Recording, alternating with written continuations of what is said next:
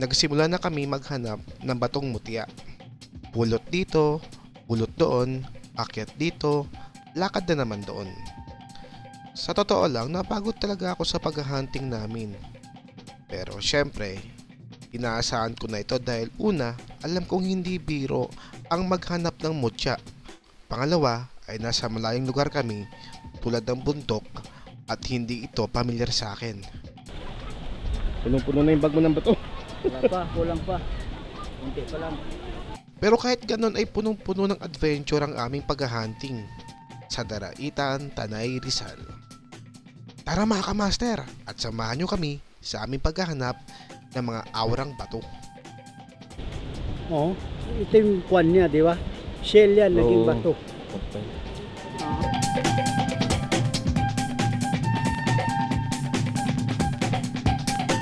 Doon pa, marami pa doon. Ito, Daraitan na to. Ito yung falls na dito sa Daraitan nila.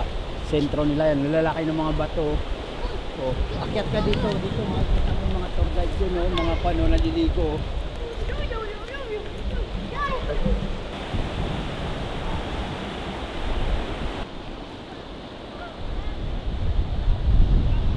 Sa paghahanap pala ng batong mutya, ay kailangan mo rito ng pasensya at tibay ng buto. Paano naman kasi? Paniguradong marami kayong aakyatin sa bundok. Hindi talagang tubig talaga. Ingat yan. Ano, siguro may mga lumot, ano? Sa baba, no? Ito mo yung... Saka malinis eh. Malinis talaga. Sa Maynila, halos kakaunti na lang ang mga natural na bato. Semento siguro marami pa. Batong kalikasan ang mga hanap namin. Lahat naman ng bato sa bundok ay masasabing may aura. Ang target namin ay mahanap ang may malakas na mutya o aura. Ngunit ang tanong, paano nga ba malalaman kung ang isang bato ay mutya? Kailangan may connection sa kalikasan. Mm-hmm. Makakahanap naman yan eh. Ayun, kailangan lang naman pala ay makianib ka sa kalikasan. Sa madaling salita ay kailangan mo dapat ang kalikasan.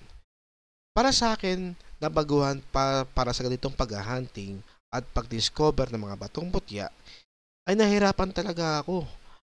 Ang madalas ko pang kunin ay ang mga kakaibang bato na may kakaibang itsura. Huwag yan. Pero sabi nila, mali pala yun.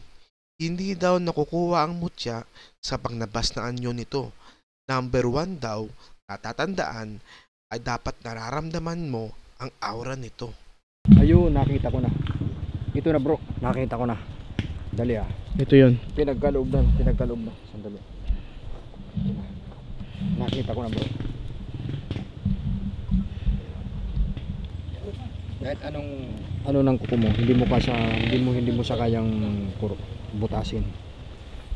Ikaw bro, testing mo bro. Ikaw ang kumurot para mapatunayan mo. Kumurot ka bro na ibang dahon.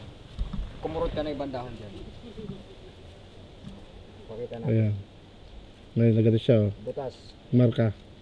Anong lakas kahit anong lakas ng kurot, hindi kayang butasin. Wala oh. Papata sa ibang dahon, Sa ibang dahon. Dito sa ibang dahon naman tayo kumurot. Ayan, para malaman po natin. Ayan. Butas. Butas siya. ay hindi yan San Miguel. Yeah, butas siya. Hindi siya nabubutas. So hingi lang po tayo ng ano rito no, ng gabay po rito sa lugar na to na makuha po natin yung ilang pirasong dahon.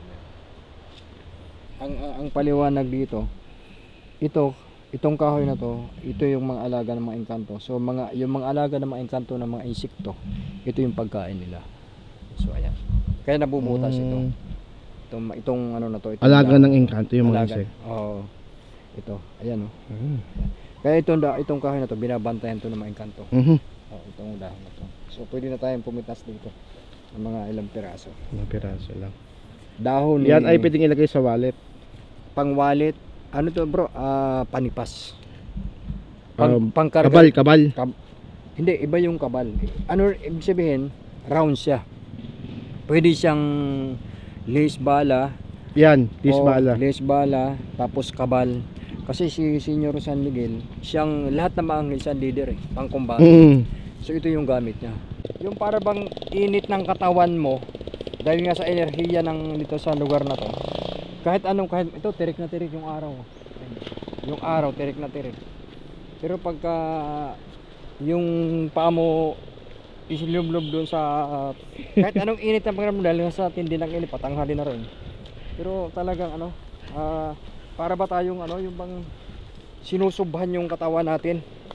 So nawawala yung yung init ng pakiramdam natin. Tulad ng nasabi ko sa una kong vlog, ay ito ang kauna-unahan namin na pagsama sa labas upang maghanap ng mga anting-anting bertud at mutya. At dahil nga sa matagal kami nagkasama, ay mas lalo ko silang naunawaan at naintindihan, at syempre marami akong natutunan na tungkol sa mga bagay na hindi nauunawaan ng marami na tungkol sa mga bato.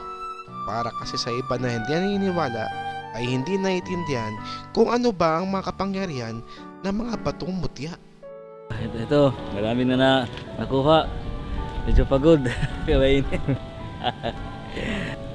Ulitin ulit. Sa totoo lang ay balak pa namin bumalik dito. At kung hindi man kami makabalik, ay syempre pagpaplanuhan pa namin kung saan kami lugar na susunod na pupunta, at syempre mas maraming adventure. Magdala ako ng sako sunod, magbaon ako ng hangin. Ipamahagi ko yung sariwang hangin doon sa Kalaw.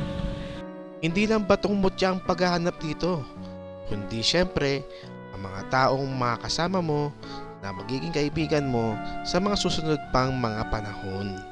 Gumaganon, dakmain ko nga. Kala ko nga patay eh. Inawakan ko, nilublob ko ulit sa tubig. Sabi ko, ka, ba't di ka gumagalaw? Inabot na kami ng gabi pagbalik ng Maynila. At hindi lang mga bato ang aking mga dala. Paniguradong dala ko rin ang mga alaala at mga natutunan ko sa pagmahanap namin ng mga bertud.